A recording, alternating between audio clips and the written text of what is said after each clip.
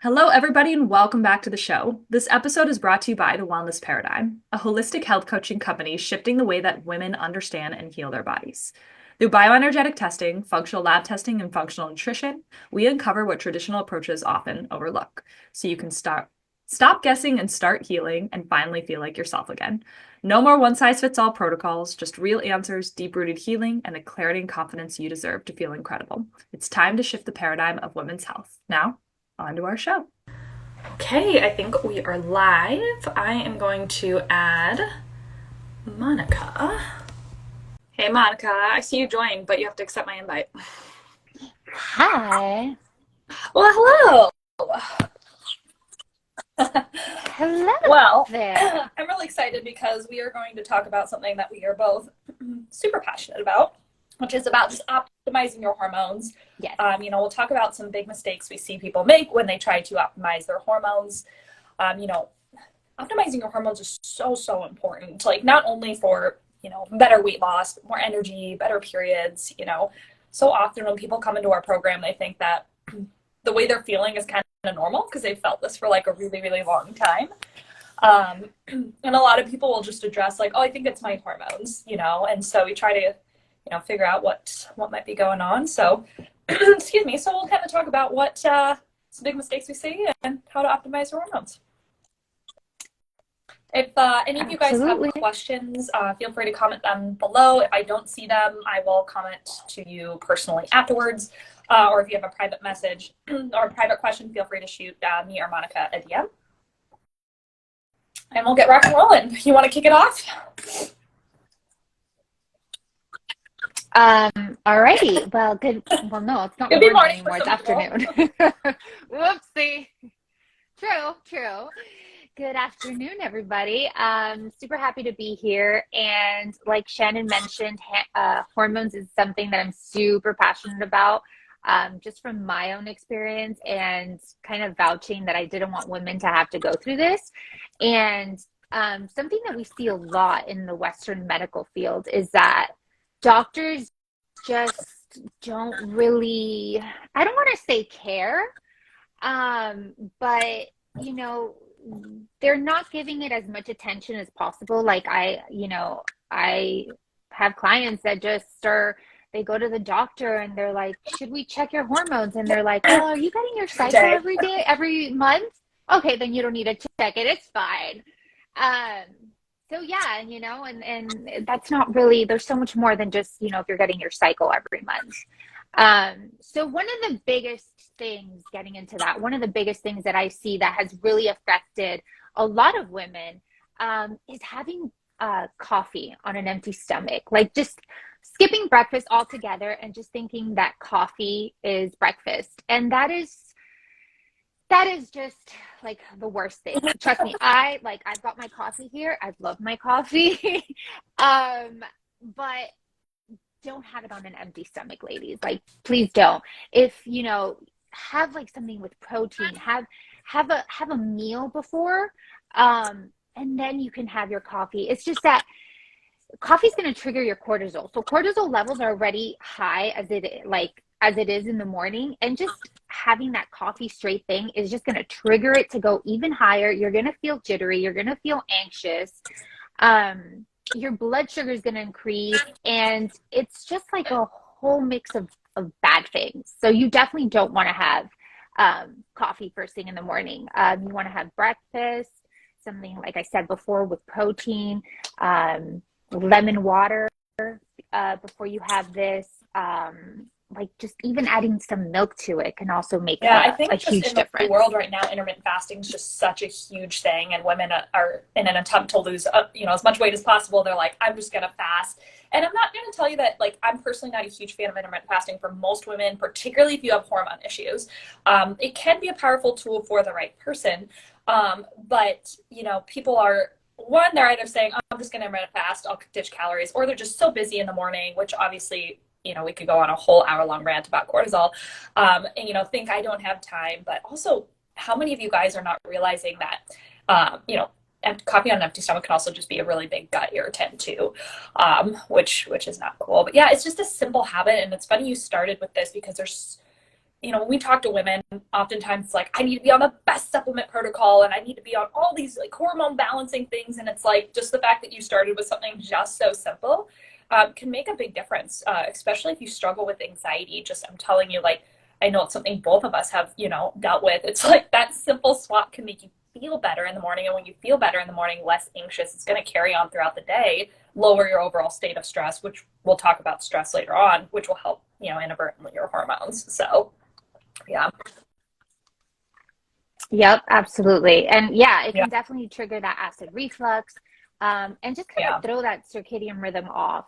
Um, so another, uh, that was number one, don't have coffee as breakfast. Number two, would be not eating enough. This is something that is so big, especially in, in our world that we want to lose weight and we want to, just we think that eating less is going to help us to lose that weight. And like Shannon mentioned, the intermittent fasting has become such a huge thing nowadays. And I used to be completely against it. I now realize its benefits if done correctly, which a lot Yeah. of people are not doing it correctly. Um, but it's just that, like, our body, if you're not eating enough to match that metabolic demand, your hormones are just going to go crazy.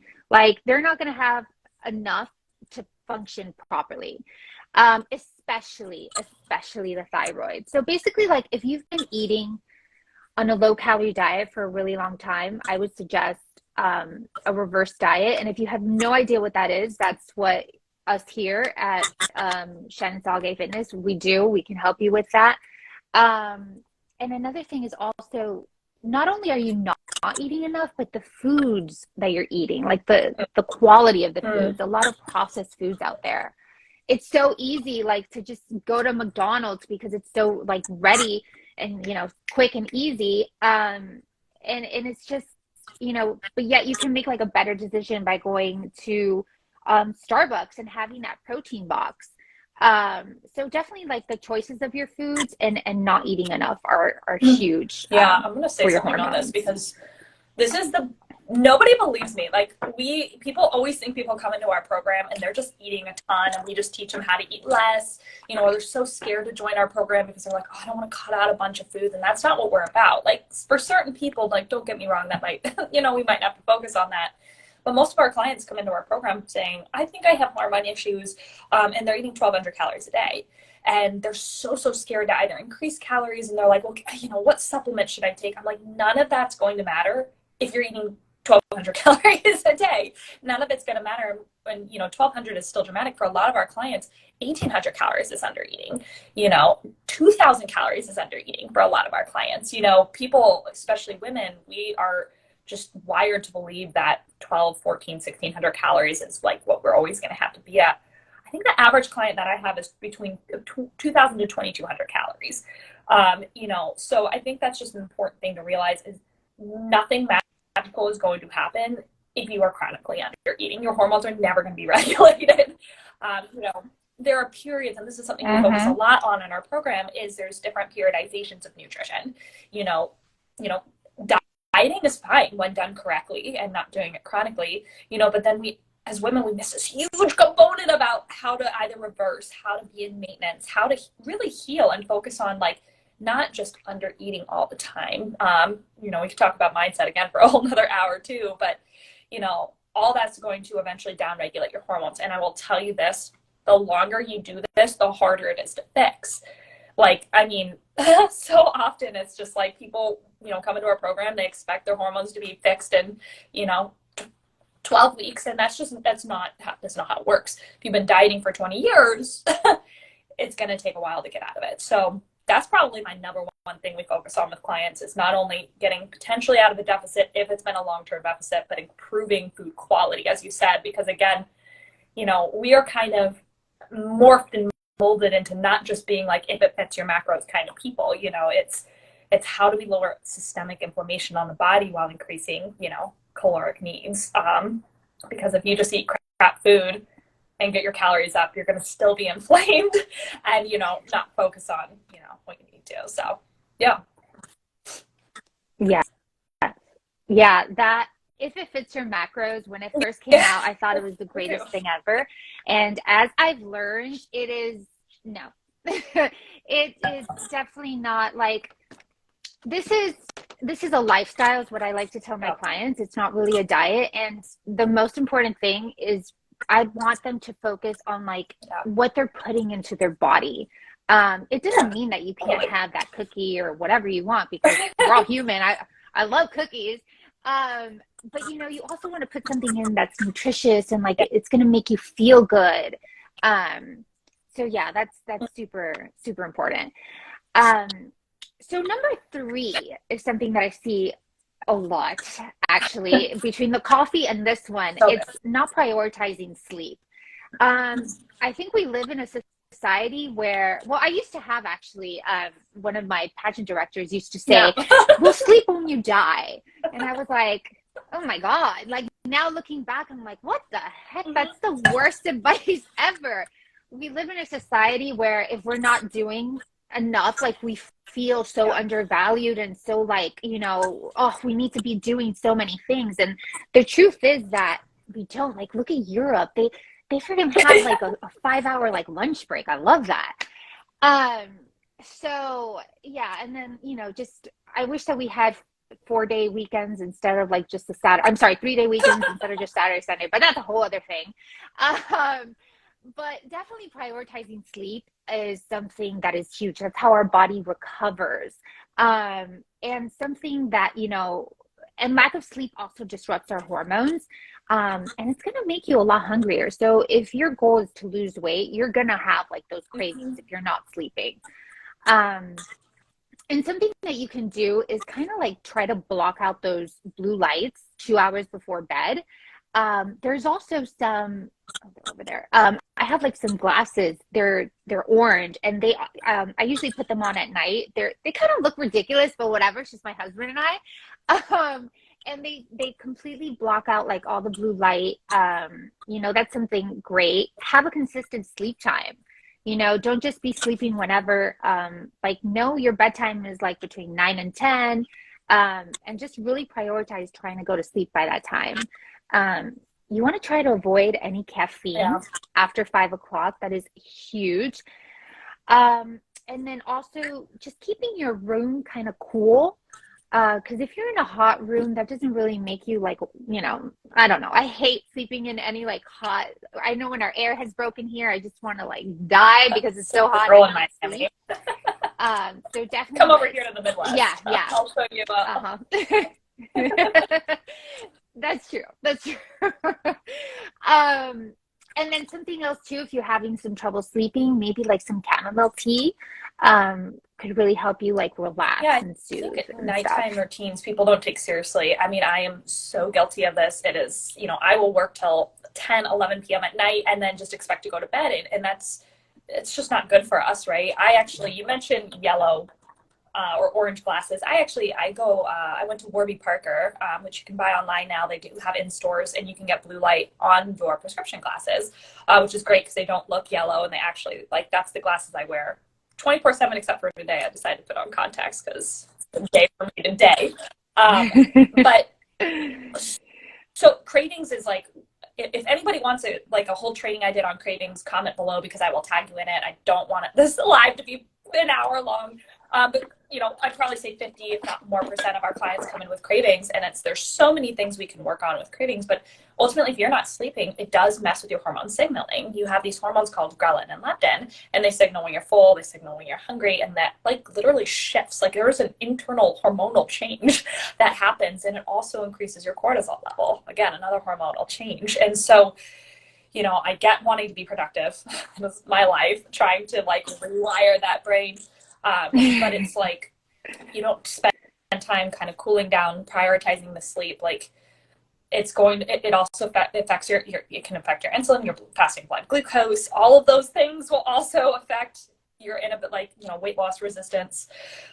So yeah, and just increase again cortisol as well, which we'll talk about, you know, here in a second. But yeah, I mean, everybody says till I'm blue in the face. They're like, oh, I get it. Yeah, I probably need to get more sleep. I'm like, yeah, I mean, like you're asking for a miracle like tool for me to give you. But if you're, you know, sleeping 4 hours a night, I'll tell you, I've had many clients, because we work with a lot of type A high achieving women in our program, and it's awesome because we can relate with that.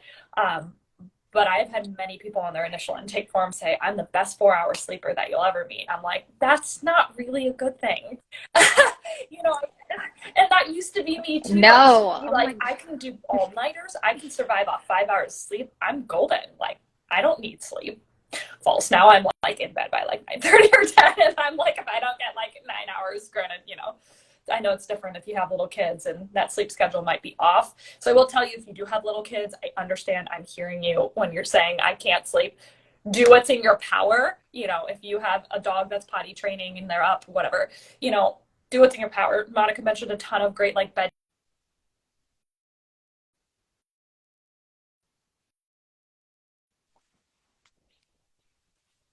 Right. Yep. And you better start taking like I know, but right keep going. For anybody who doesn't know, I'm pregnant, so that's fun. So talk about being very hot, having to be like throughout the whole night. It's a real blast. So, but the things we do. And then also something else. I swear, like everyone, I think like, oh, this is another good one. It's just that I see it so much is over exercising and doing too much HIIT. I am so guilty of this. I used to do this so much. And I used to feel like if I wasn't sweating and I didn't feel out of breath, that the workout sucked. Like, what was the point of even having this workout? And I didn't realize, and then I would get frustrated because I wasn't losing weight, and I would work out even harder, and still the scale was like not budging. I still felt like crap. And then little did I know that it was actually making things worse. And I think this is something that a lot of women don't realize, that it's okay to take less. I mean, more is not better, is basically what I'm trying to say. It is actually like better to have a good quality workout where you're getting, like, you're doing your muscles, you're holding your contractions, like you're doing like slow reps. That is so much more, is better than just like, oh my God, let me go crazy and like do all these like crazy jumping and running around and back flips and whatever crazy things they have you do now. That is not okay. Like, it's okay to do maybe once in a blue moon. You want to try a new class. I'm all about that. Like the other day, I tried out this self-defense class, but they also incorporated workouts into it, and I thought it was super cool. I would not do it every day because it's very taxing on the body. Again, we're already stressed from everything that we mentioned above, like not eating enough, not sleeping enough, and then just adding in all this exercise. It's just, it's horrible for our bodies. The way that I always tell my clients is, all right, we can't control, the family situation, the job situation, but the part that we can control, let's try and do something about that. And something that we can control is our exercise. And cutting back is a great way to like just lower those cortisol levels. And something else, like going back a little bit, sorry, on the sleeping and the cortisol that you mentioned, I guess this also goes in with this, is think of cortisol. Like, cortisol is actually a good hormone. People are so fearful of cortisol, and it's just because of what we as a society have like made it be, and just always stressed out. But cortisol is actually good. Like, think of it as you are a zebra in the jungle. I always tell my clients this analogy.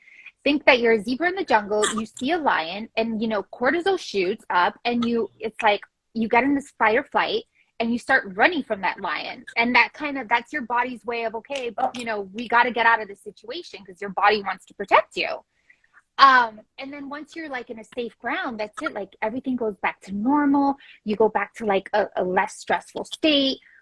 And that's how our body's supposed to properly function. However, in our world today, we are constantly up here in that, like, you know, that zebra trying to fight for the lion. True. And we're never down here in that safe space. And that's why there's so much issue, like with cortisol and stress and hormones and just everything out of balance. The minute that one hormone's out of balance, it's just like the whole symphony is gone. Well, it's, like it's all messed up. It's good you said that, because I think, you know, cortisol is demonized, and it's because as a society, as you said, we live up here. So when people say, I don't feel stressed, and dude, I'm guilty, so guilty of this. When people say I don't feel stressed, it's because this is where their normal is. This is where we should be, but this is their normal. So it's like, well, I'm not up here, so I'm doing really good, but we're still a few steps above where we should be. You know what I mean? And it's, you know, we just live in this constant fight or flight. But yeah, short-term bursts of, you know, cortisol, I mean, it can help with performance. It can help with, you know, getting you out of a, you know, something like a dangerous situation, can help with quick thinking on, you know, that, but it tends to be over exaggerated. And I think when you mention HIIT and things like that, you know, just overtaxing the body. And it doesn't even have to be just HIIT, just like not taking rest days seriously, working out too much, you know, it's all just too taxing on the body. And as you said, if you're not doing all the other things, also your body's just like dying a little bit inside. And, you know, again, this was me for like many years. And I'm pretty sure, like, you know, when you do bodybuilding pageants, we just ignore it because we think this is what's best. And I'm like, but my Apple Watch is telling me I burned 1,000 calories. So today was a good day. Like, oh God, how many times have you said this is a good day? Like, because I burned this many calories and I didn't, you know, crave sweets, or I didn't give in to the sweet cravings. I would consider that a good day. Versus now, when I relax and I listen to my body cues, I feel my body, I'm like, today was a good day. And that is freaking gold right there. You would have told me that years ago. Yes, it is. Okay. Whatever. I'm going to keep doing all my cardio and 7 days of workouts, and I'm going to, you know, try to get shreddy. But yeah, it doesn't work that way. Your body eventually will give up. And, you know, obviously living too sedentary of a lifestyle is also a huge thing with hormonal imbalance, but we kind of know that. We know that we should move more. We know that that does affect our hormones. People don't realize on the flip side that you can absolutely go on the opposite side of the spectrum. And I see it all the time where people feel like, especially newbies, where they feel like, I just have to like work out all the time, or else I'm not going to see progress because all these influencers are working out 6 days a week. That's what I got to do. And then they burn themselves out. And then they think, this is how I get in shape. I don't want this. And then they give up. Then they go back to doing nothing. You know, that's one thing we work on a lot, is just finding balance in our lives, in our workouts, in our nutrition, you know, because it has to be sustainable.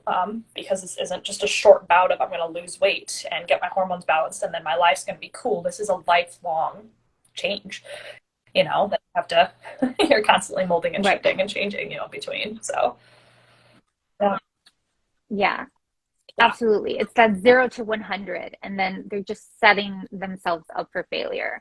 So just kind of some things that you can do is focus on weight training. That's a great thing. Like working out maybe 5 to 6 times a day. Not a day. I'm sorry. Everything. Definitely not a day. No, definitely not a day. 5, I'd even say 4 to 5 times a week.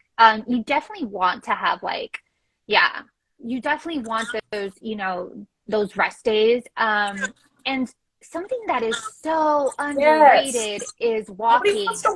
Nobody wants to do walking because, and I'm like, oh my God, walking is the best. Like, especially walking outside, like with nature. It's so like, it's so relaxing, honestly. Which then leads me to my next number 5, our last and final, is managing stress, which I think is just kind of like the whole recap of everything. Like we just live such a stressful world between life, social media, work. You know, just our bodies are in this, you know, constant state of fight or flight, like I was mentioning before.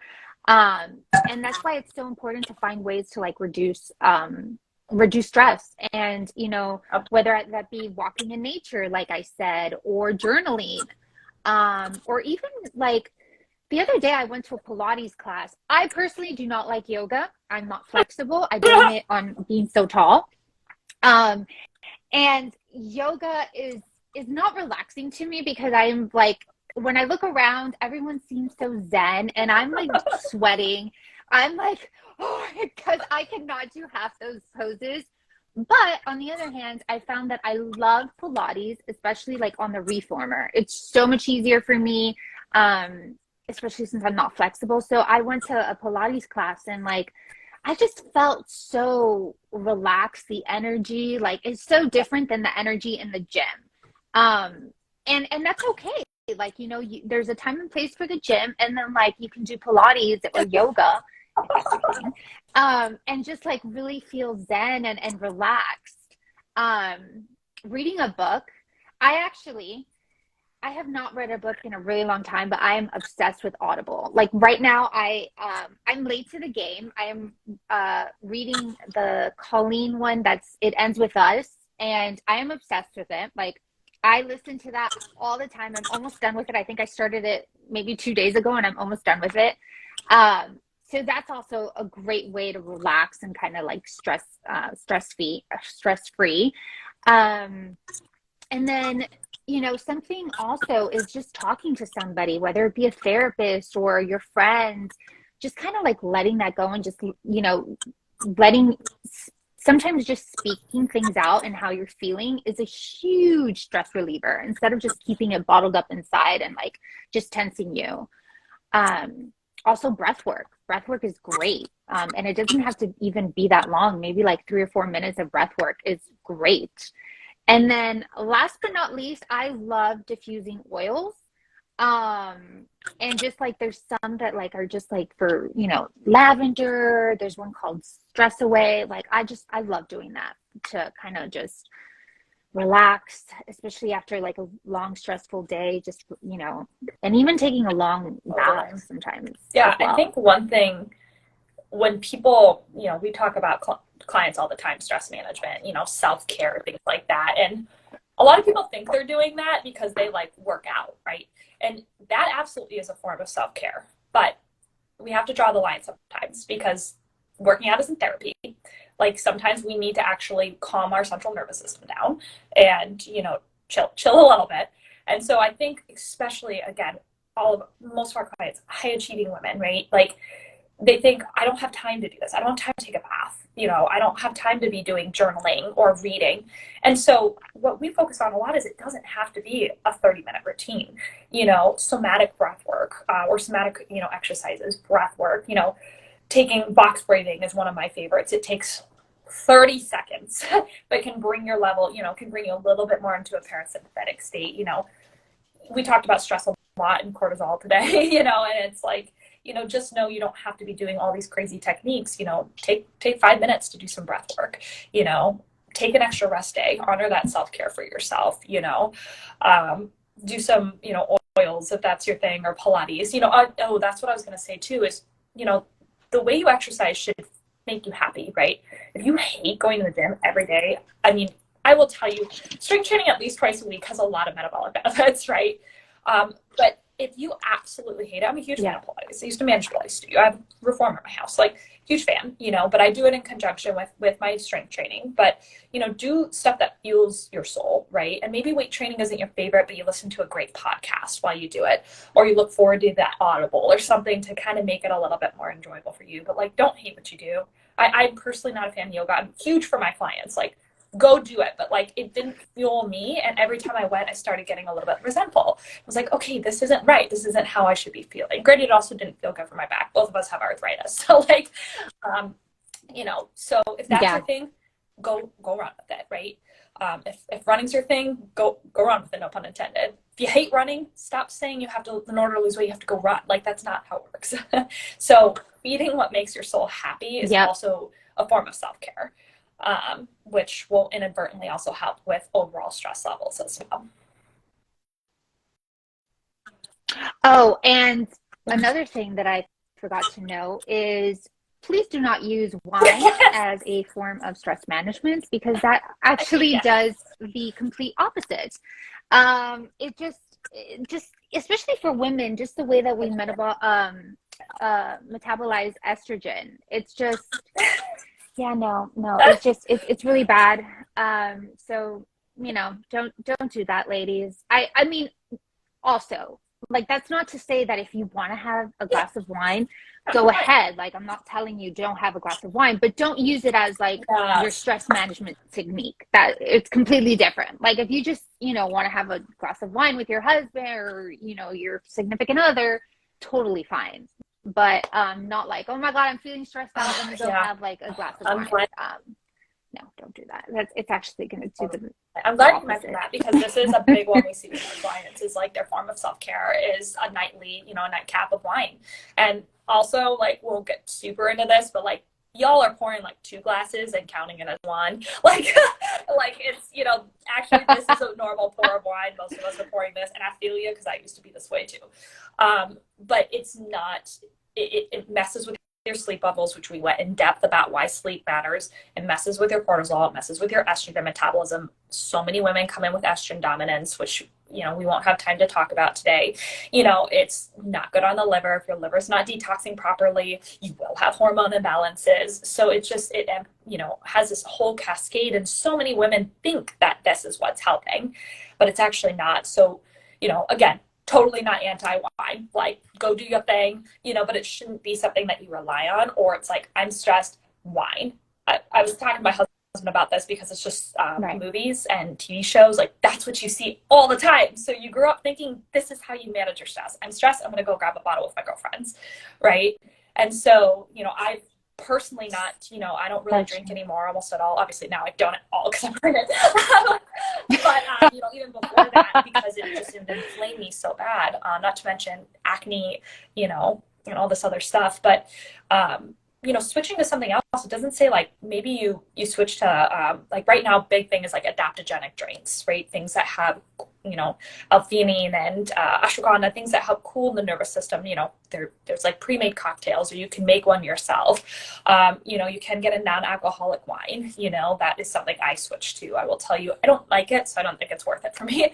I've tried like hop water or non-alcoholic, beers before, just stuff that is like, still feels like I'm participating if I'm in a social setting, and that's my way to kind of decompress without the negative effects of the alcohol. Because I get it, like, sometimes it can be, you could feel pressured to want to like give in with your girlfriends or a night out or things like that. But like, there are ways to kind of manage it while still feeling like you're not missing out, which is a big thing I know our clients struggle with. And then again, if you want to have it, totally, like, do it.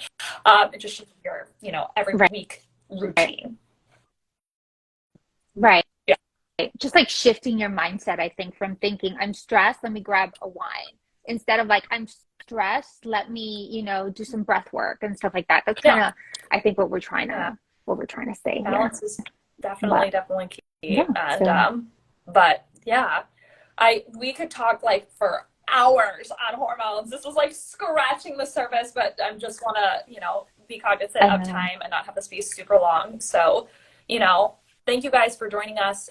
If you guys found this helpful, comment down below. If there's something you want us to talk about in the future, or you have a question, feel free to shoot me a private DM or Monica, or comment below.